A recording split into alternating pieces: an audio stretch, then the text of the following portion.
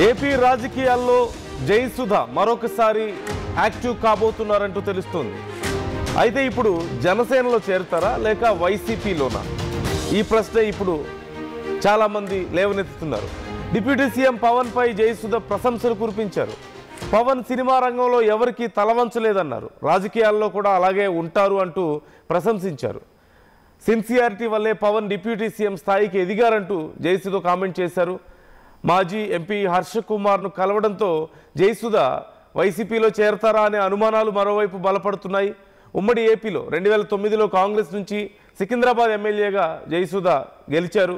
ఆ తర్వాత టీడీపీలో చేరారు, ఆ తర్వాత వైసీపీలో చేరారు, ఆ తర్వాత బీజేపీ అన్నారు.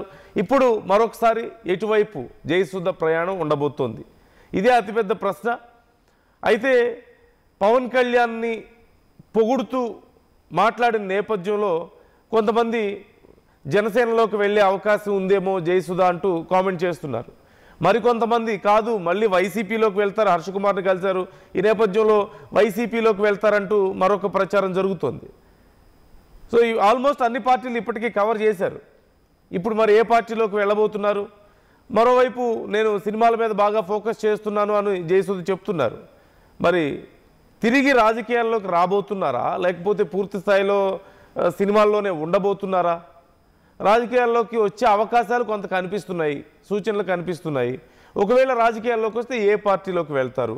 ఇప్పుడున్న పరిస్థితుల్లో జనసేనలోకి వెళ్ళే అవకాశాలు లేదంటే వైసీపీలోకి మళ్ళీ వచ్చే అవకాశాలు కనిపిస్తున్నాయి అంటున్నారు. సో మీరేమనుకుంటున్నారు? ఒకవేళ రాజకీయాల్లోకి జయసుధ మళ్ళీ వస్తారా? వస్తే ఏ పార్టీలో చేరతారని మీరు అనుకుంటున్నారు? కామెంట్ చేయండి. 2009లో ఆమె కాంగ్రెస్ పార్టీ నుంచి గెలిచారు. సికింద్రాబాద్ నియోజకవర్గం నుంచి